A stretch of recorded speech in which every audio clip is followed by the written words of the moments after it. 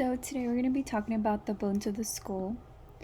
First, what makes up the skull? Well, there's sutures. We have about 4 of them, which are called the cranial, sagittal, lumboidal, and the squamous.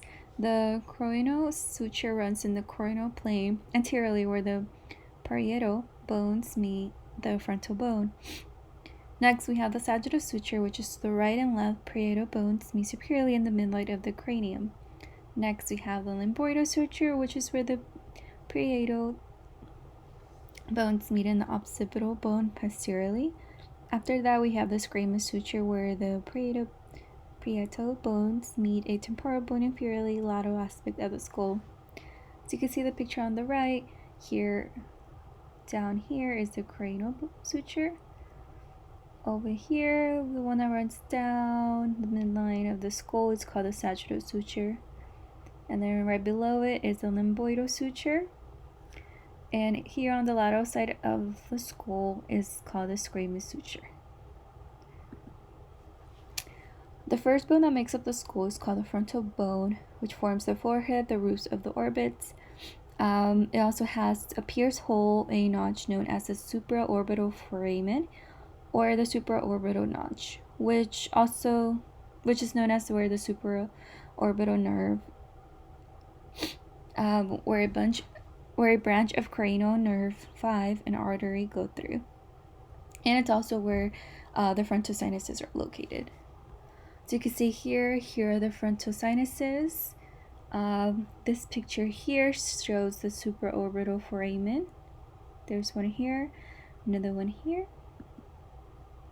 So the next bone that forms the skull is called the parietal bone, which is shaped as a curved rectangles form most of the superior part of the skull and lateral walls.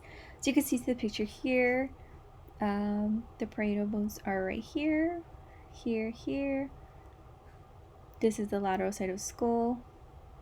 This is the posterior side of the skull. Next, we have the occipital bone, which makes up the posterior part of the cranium and the cranial base. In the base of the occipital bone, there's a large hole known as the foramen magnum, which is this hole here. This is where the spinal cord and the vertebral arteries are. Next, we have the occipital condyles, which articulate with the first vertebrae of the vertebral column. And just above it, we have the hypoglossal canal, which is the hidden medial and superior to each occipital condyle, and the cranial nerve X2 runs through it. So as you can see, these little openings just above the occipital condyle are the hypoglossal canals. Next, we have the temporal bone. This bone lies inferior to the parietal bone and forms the infralateral region of the skull and parts of the cranial floor. There's quite a bit of stuff that the temporal bone has. The first one is the external artery meatus, which is the external ear canal. Next, we have the jugular foramen, which is located where the pterygium part joins the occipital bone. We have the masstoid process, lateral and posterior to the stylo process. We have the masstoid air cells, the masstoid sinus, air sinuses which lie posterior to the middle ear cavity. We have the stylo process, which is a needle-like projection, which is inferiorly from the pterygium part of the temporal bone. We have the zygomatic process, which is also known as your cheek, which projects anteriorly to meet the zygomatic bone of the face. After that, we have the carotid canal, also known as the internal cranial artery. We have also the pterygium portion, which is the bony wedge between the occipital bone posteriorly and the xiphoid bone anteriorly. We have the squamous portion, plate shaped by the squamous suture. And lastly, we have the internal artery meatus, internal cystic meatus in the cranial cavity of the posterior face of the pterygium part. So here we have the temporal bone anatomy. Here we have the squamous part. Down here we have the zygomatic process. And then just below it we have the stylo process. And then this purple bone here is called the petromastoid part. Here we have the petrous part. Down here we have the mastoid part. And then over here in this little area is the opening of the external artery meatus, which is the lateral view of the temporal anatomy. Then here we have the medial view of the temporal bone, which is the squamous part. As you can see here, here's the zygomatic process. Here's the Purkinje part, the stylo process. And then we also have the opening for the interior arterial meatus. As you can also see here, we have the frontal bone. We have and then here you can see the jugular foramen and the foramen magnum. Next, we have the siphon bone, which spans the width of the cranial floor. People also tend to say that this looks more like a bat wing if you were to see it. It's made of three pairs of processes. The first one is the greater wing, which projects laterally from the siphon bone, forms the middle of the cranial fossa and orbit. The lesser wing are horn-shaped that form the floor of the anterior cranial fossa. And lastly, we have the pterygoid process, which sticks inferiorly from the greater wings. Up next, we have the shape as a saddle, which also is known as the sella turcula. We have the occipital canal, which is anterior to the sella turcica. The cranial nerve 2 and the optic nerves pass through this hole. We have the superior orbital fissure, which is a long split between the greater and lesser wings. After that, we have the foramen rentumtum, which lies in the medial part of the greater wing.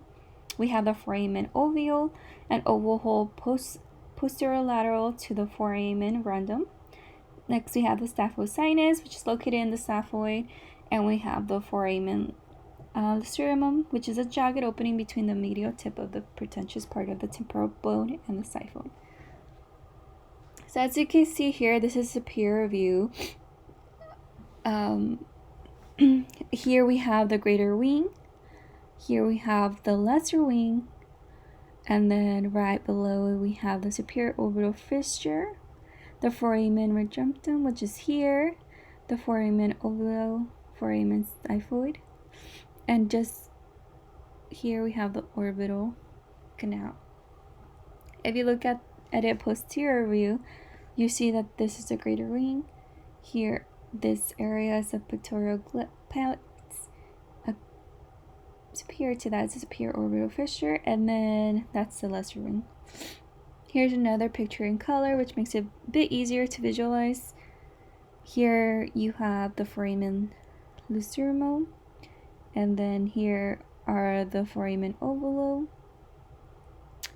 And then here you see the sinuses. Here's the siphon sinus.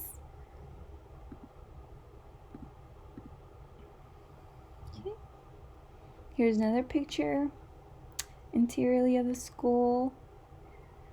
Here you see the silica turcica. Next, we have the ethmoid bone. This bone lies anterior to the siphon bone and posterior to the nasal bones. It also forms most of the medial body between the nasal cavity and the orbits. The craniopholan plate makes up the roof of the cavity, nasal cavities, and the floor of the anterior cranial process, which is this area here. And then we have the ophilofactor foramen, aka the cilium foramen, where tiny holes are perforated, like right here. We have the crista gilia located on the midline of the two cerebral plates, which is here. Here's a crista gilia. Then we have the perpendicular plate, which projects inferiorly in the medial plane and forms the superior part of the nasal septum. Just below it is the perpendicular plate. Next, we have the embroidal air cell sinus, which is they're here, this one and this one. Next, we have the middle nasal concha, which protrudes into the nasal cavity, which is here. Again, this is another picture that shows it. Here's a Kissiglia. This is the whole cyprid form plate, and just below it is the arfacioform foramen. Okay. Next, we're going to be speaking about the facial bones. There's about 14 bones that make up the face. First, I want to speak about a few of them. First, we have the orbit, which the frontal ethmoid, xiphoid, and the maxilla, lacrimoid, and zygomatic bones make up. Here you can see the orbital, this opening here. You have the frontal bone, then you have the zygomatic bone, the maxilla, the ethmoid bone, the patent bone, the lacrimal, and then we have the zygomatic arch, which is made up the zygomatic process of maxilla, zygomatic bone, and the zygomatic process of the temporal bone, which you see right here, this area. Here, next we have this nasoseptum, which is made of the vomer and the perpendicular plate of the ethmoid bone, which you see here. So here is the nasoseptum. Here's a perpendicular plate of the ethmoid, and here's a vomer plate. Next, we have the heart plate, which is made of the palatine process of the maxilla, and the palatine plate, which is here. This is the maxilla, and then right here is a palatal. Next up, we have the mandible, which is the lower jawbone, which is the largest and strongest bone of the face. It has a horizontal body that forms the inferior jawline. We have the ramus, which means the body posteriorly at a magnular angle. So here is the ramus. Next, we have the corneal process, which is a flat triangular projection, which is right here and here. And we have the mandible condyle, which is a posterior condyle process enlarges superiorly to form the head of the mandible, which is right here. We have the maxilla, which forms the upper jaw and the central part of the facial skeleton. We have the palatine process, which projects medially from the alveolar margins to form the interior region of the heart plate. So here's the palatine process. Oh, this is the medial view by the right maxilla. Next, we have the zygomatic process, which is laterally the maxilla articulates with the zygomatic bone. Here we have the zygomatic process right here. Next up, we have the maxillary sinus, which is lateral to the nasal cavity, as you can see right here, this area. And then we have the infraorbital foramen, the infraorbital nerve, a branch of the cranial nerve 5, which proceeds anteriorly to enter the face. So the infraforaminal foramen. We're going to be talking about the zygomatic and the nasal bones. The zygomatic bones are also known as the cheekbones and are part of the orbit. In this pink, you see the front view of the skull. Here is the zygomatic bone, also is here, and then the side view of the skull. Here's a zygomatic bone. And the nasal bones join medially to form the bridge of the nose. Here on top is the nasal bones. Here's anterior view of the skull, and this is the lateral side of the skull. We have the lacrimoid and palatine bones. So the lacrimoid bones are located in the medial orbital walls, which articulate to the frontal bone superiorly, the ethmoid bone posteriorly, and the maxilla anteriorly. So here you can see the patelline bone, or the patelline. I mean the cranial bone right here, little opening. And the palatine bones lying posterior to the maxilla are paired as an L shape and articulate with each other at the inferior horizontal plates, which complete the posterior part of the plate. So here are the lacrimal bones, and here are the palatine bones. Just see. The vomer bone and the inferior nasal conch bone, or conch. The vomer bone is a slender plow shape which lies in the nasal cavity and forms the inferior part of the nasal septum. So this is the skull, and then here you have the vomer bone. It looks like this. This is the superior view, and this is the lateral view. Another way you could remember this bone is a septum piercing. This is where people have or get their septum pierced. And then we have the nasal conch, which is the inferior nasal conch, or thin curved bones in the nasal cavity. So here we have the inferior nasal conch, and then we have the palatal bone, and we have here the maxillary sinus. Next, we're going to speak about the fetal and neonatal skull.